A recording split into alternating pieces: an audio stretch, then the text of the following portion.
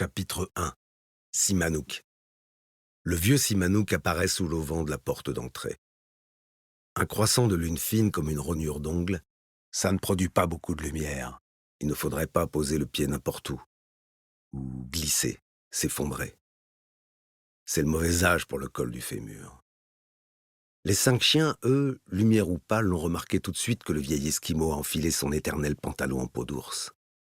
L'autre chose qu'ils ont vue, à la première seconde, c'est le gros sac plein de viande de caribou séché qu'il porte en titubant sous le poids. Tout ça, c'est simple, ça veut dire qu'on part à la chasse. Fini la chaîne en fer glacial qui les retient comme des bagnards. Du large, du loin. Alors les voilà qui hurlent. Ça vient du fond des entrailles et c'est strident comme un couteau qui découpe la nuit polaire en tranches. Comme s'ils avaient oublié la résistance du métal, ils tirent et s'étranglent. Rien à faire, ils recommencent, c'est plus fort qu'eux. Des chiens, il y en a des tas à Pont d'Inlet. Enchaînés eux aussi, parqués çà et là aux abords du patelin. Il ne se passe pas une seconde avant qu'ils lancent eux aussi leurs cris sauvages. Ça y est, ça hurle partout. On dirait que c'est un village de loups. S'il était un chien, le vieux hurlerait aussi pour exprimer son désir et son ardeur. Devant la petite baraque, c'est le foutoir. Il n'y a pas grand-chose, mais ça n'est pas rangé comme chez les autres. Des os, il y en a plein. De phoques, de morses, de caribous, d'ours. Même du gras, et des peaux entassées. Au milieu des restes d'animaux se trouve le traîneau. Ce n'est pas un traîneau acheté au magasin, ça non. C'est un engin fabriqué en os, en bois glané sur la côte. Un traîneau assemblé par quelqu'un qui prend son temps et qui ne veut pas d'ennui quand il est loin de tout. Du nerf de caribou, on n'a jamais fait mieux pour assembler. Noué, serré, comme verrouillé. Pas de vis, pas de fil de fer, pas de cornière fabriquée dans une usine. Du nerf de caribou. Ça ne risque pas de se démantibuler au milieu de rien, dans le noir complet. Non, ce serait la mort. Soit les chiens te bouffent, soit le froid te tue. Et si le froid te tue, les chiens te bouffent. Donc, solide. Bien fait. Intelligent surtout. Le traîneau, lui aussi, il attend. Sous la neige, on dirait qu'il attend. Simonouk le bascule avec les gestes lents des vieilles personnes. Pas si vieux, pas vieux comme les vieux qu'on pousse dans les couloirs silencieux, mais vieux d'usure à force de courir en plein vent. En tout cas, l'ancien prend son temps. Le temps, ça ne sert à rien. C'est comme du vent, de l'air qui bouge. Rien d'autre. Il faut pousser ce traîneau dans un espace libre pour le farter. Ça doit glisser sur la neige, sinon les chiens fatiguent. Cela se fait avec un chiffon mouillé, ça gèle à mesure.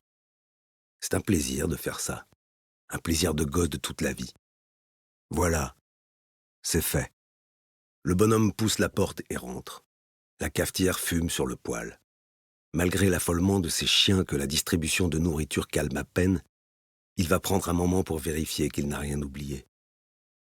Tout ça rentrera dans les 2 sacs, la petite tente, le tapis de sol et la couverture, tous 3 confectionnés de ses mains dans des pots de caribou. L'antique réchaud et son bidon de pétrole, le grand couteau à manche d'ivoire, une gamelle en fer blanc cabossé, la Remington et 2 boîtes de munitions.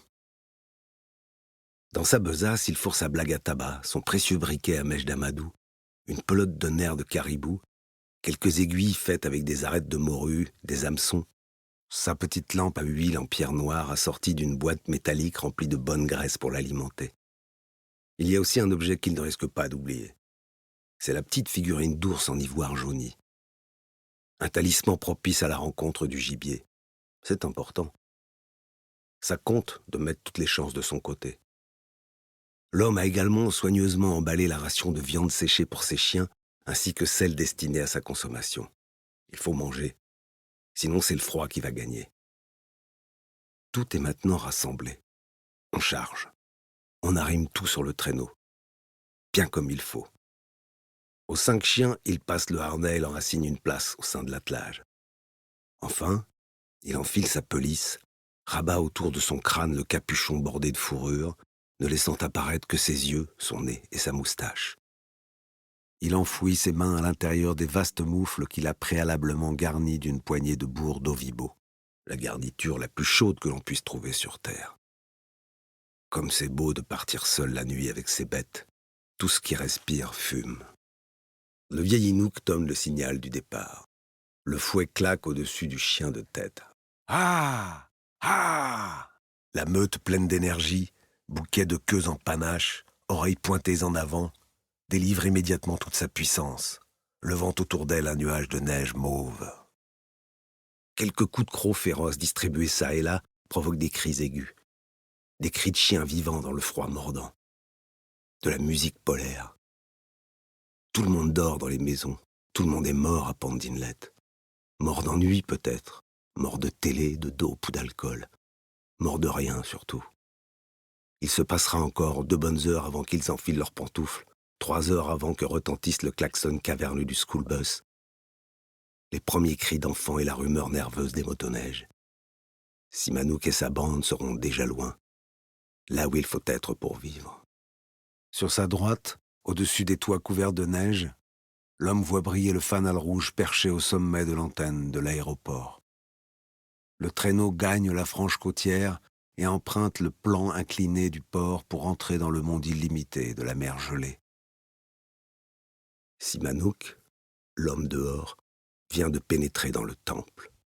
6 vies minuscules et fumantes glissent dans l'infini silencieux sous un ciel de velours noir piqué d'1 milliard d'étoiles. Un iceberg géant, échoué dans le lointain, renvoie la lumière blafarde du croissant de la lune. C'est le repère qu'a choisi de suivre le chasseur. Sûr qu'ils sont là, les phoques. Pas ailleurs. Pas dans le sud-est. Ils seraient là-bas s'il y avait du vent. Mais l'air est calme. Juste une petite brise. Alors ils sont là. Ils sont là-bas. Peu avant midi, un ciel de cuivre pâle s'étale lentement, révélant peu à peu l'horizon incertain et par des touches d'ombre discrètes les reliefs de glace chaotiques qui encombrent la banquise. Un soleil blême, à peine vivant, va s'installer au bas du ciel pour quelques heures seulement. Février, le mois noir.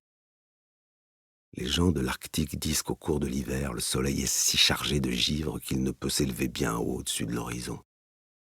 Ils disent aussi qu'il fatigue si vite à porter tout ce poids qu'il se recouche 4 heures après son réveil. L'équipage trace sa route sur la mer gelée. Tout est si grand. Ils sont si petits. Ils ne vont nulle part. Autour d'eux, il n'y a rien. Rien que de la beauté pure qu'ils respirent. De l'opium glacé. Loin là-bas, flottant dans l'ombre violette, quelque chose a bougé. Une vie a imperceptiblement bougé. Il faut des yeux spéciaux pour s'en rendre compte. À droite, les chiens. Un seul bruit et c'est le fouet, là où ça fait mal, vos couilles. Il est là-bas. C'est un gros, un phoque annelé, en partie caché par une crête de neige. Je vois la ligne noire qui fait le tour de son gros ventre. On s'arrête, on ne bouge pas. Couchez-vous, là, comme ça. Des tripes vous aurez. J'y vais. Silencieusement comme il sait le faire, Simonouk charge sa carabine. Il s'allonge sur la neige et se met à ramper avec la lenteur d'un félin. Il pousse devant lui un petit écran blanc qui doit le faire disparaître aux yeux du phoque. 150 mètres, c'est long à parcourir sur le ventre. Ça ne se fait pas tout seul. De temps à autre, le phoque se redresse pour observer les alentours. Là, il faut faire le mort. On avance quand il reprend son morceau de sieste. Il y a certes peu de vent, mais il est orienté dans le mauvais sens. Pas sûr que ça marche. Pour l'instant, ça va. Dès qu'il s'endort à nouveau, c'est la roulette russe. Si ce n'est pas une mâchoire d'orque ou d'ours qui l'égorge, ce sera une balle en pleine tête. Pour vivre encore, il doit passer de la torpeur à la fuite en moins d'1 seconde. Le chasseur ne peut pas encore tirer.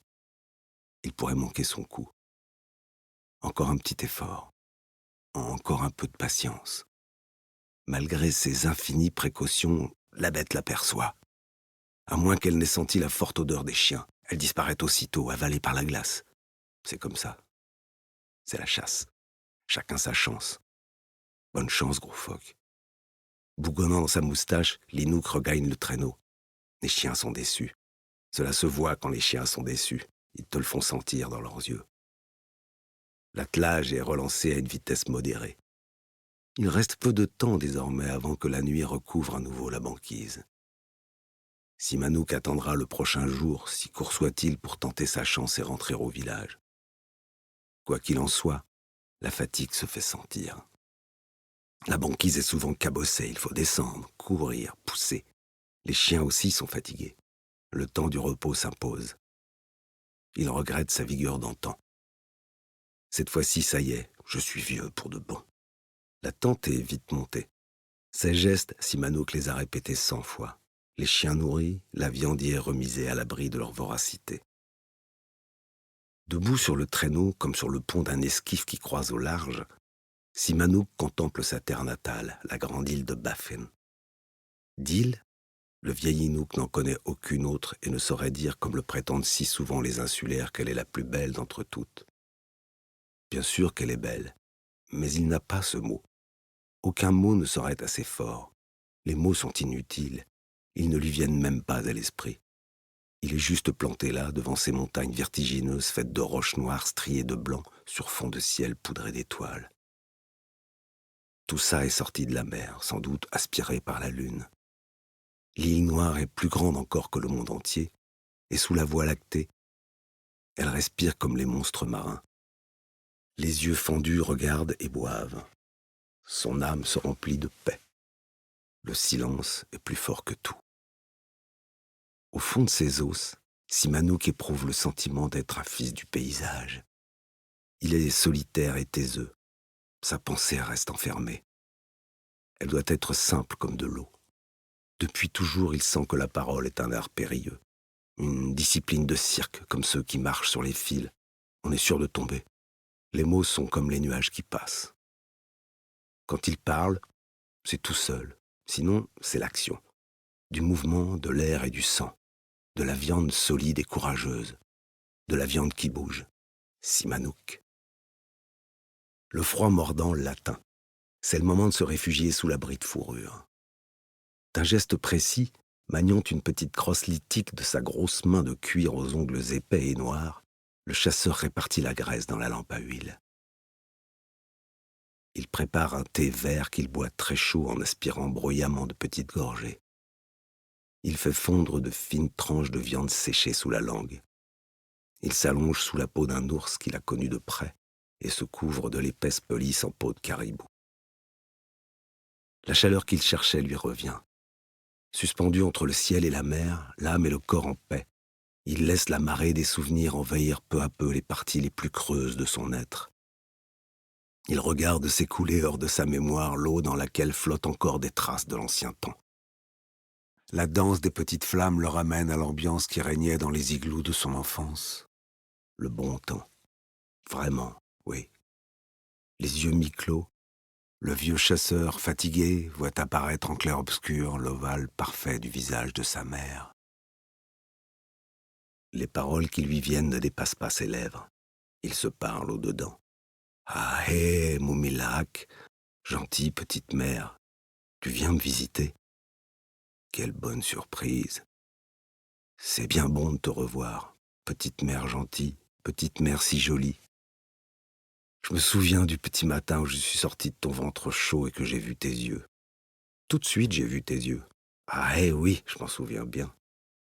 Depuis ce moment, j'ai fait autant de pas qu'il est possible d'en faire. Du vent, j'en ai reçu. Du soleil et du blizzard aussi.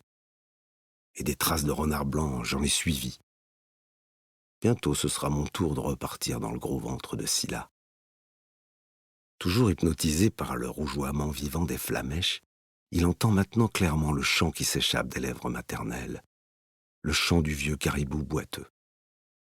Il balance lentement la tête au rythme envoûtant de la mélopée qu'il murmure. Les odeurs de viande, d'huiles et de peau, les voix et les gestes des siens surgissent et remontent en volute à sa mémoire. Le vieux film flou, aux couleurs fanées qui s'animent dans son esprit, restitue des séquences, des temps heureux, qu'un soudain coup de hache a fendu un jour de haut en bas.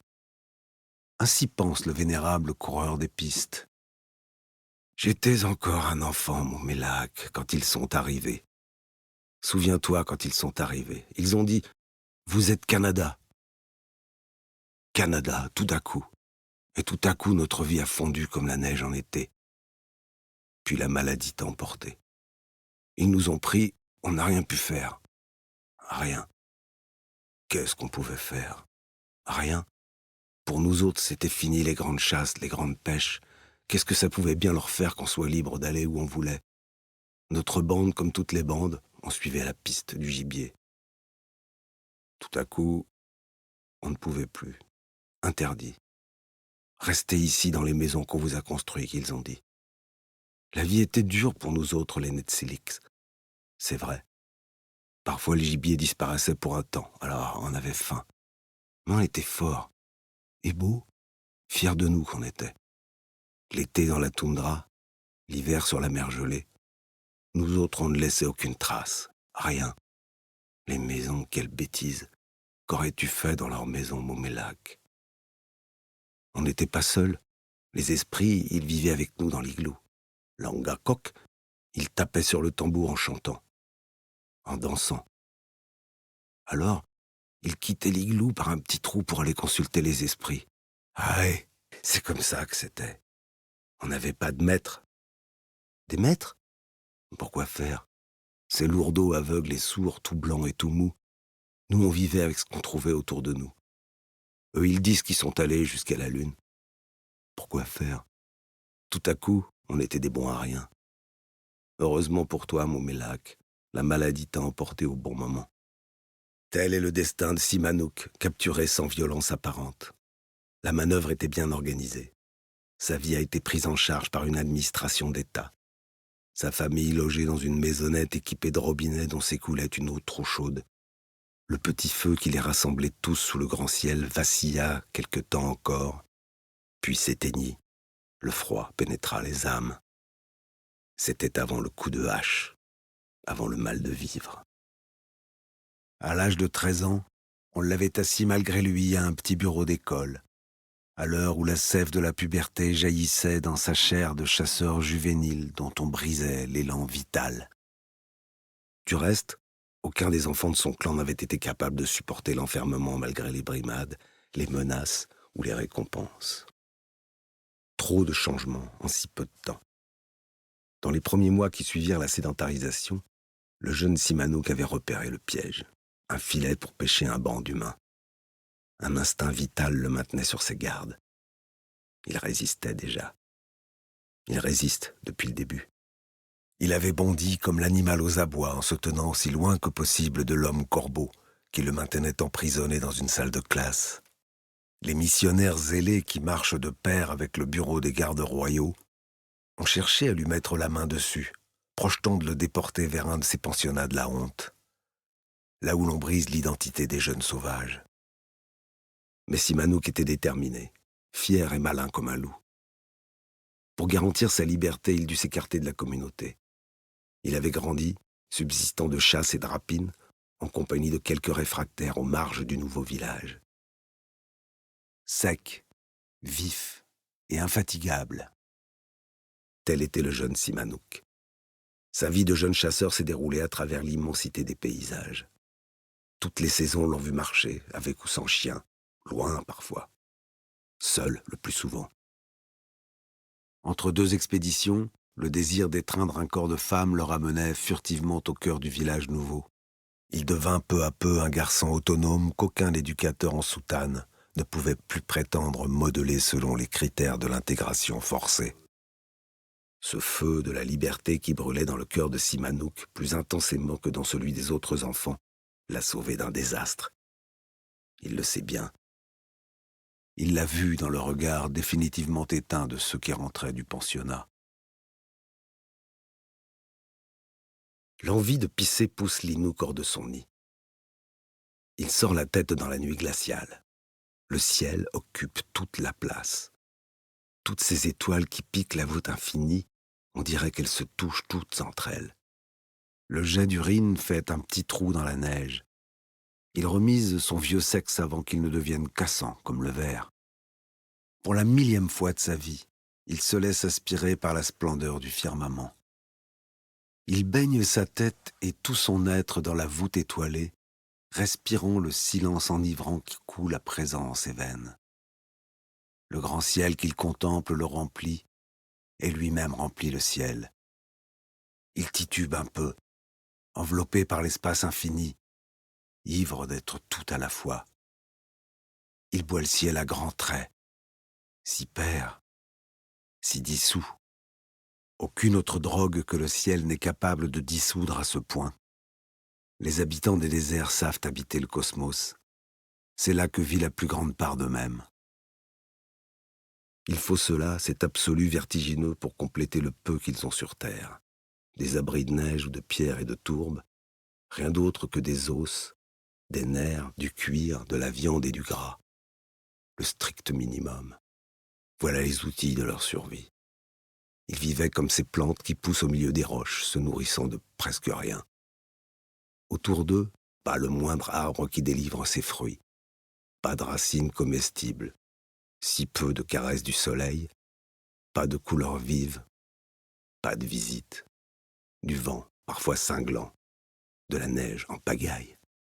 Un été furtif qui ne connaît pas la nuit. Un interminable hiver qui confisque la lumière.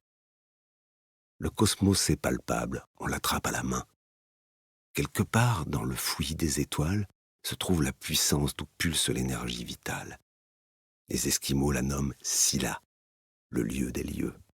La grande vague qui les emporte et les ramène. C'est comme ça qu'ils voient les choses. Sihanouk, comme les autres. Il est ailleurs. Il voyage au fond du ciel, parti loin. Soudain, quelque chose ne va pas.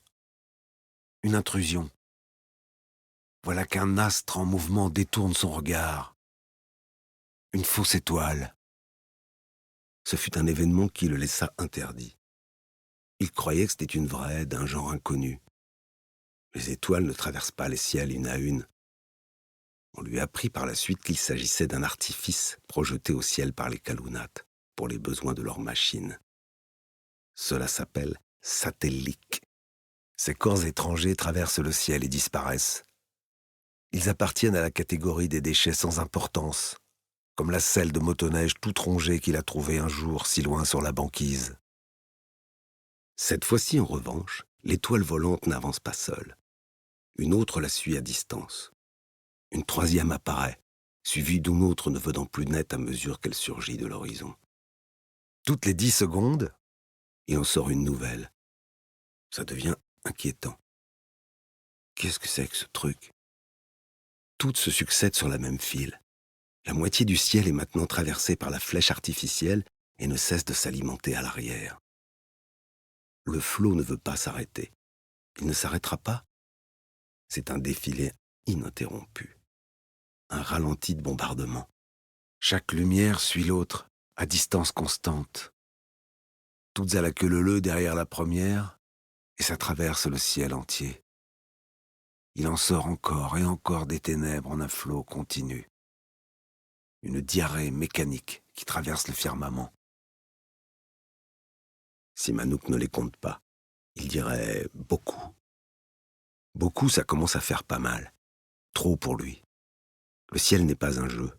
Seuls les morts et ceux qui arrivent par la porte des femmes peuvent traverser le campement des ancêtres. Le ciel de la nuit n'est pas à prendre. On n'entre pas. Lui n'entre pas chez les autres.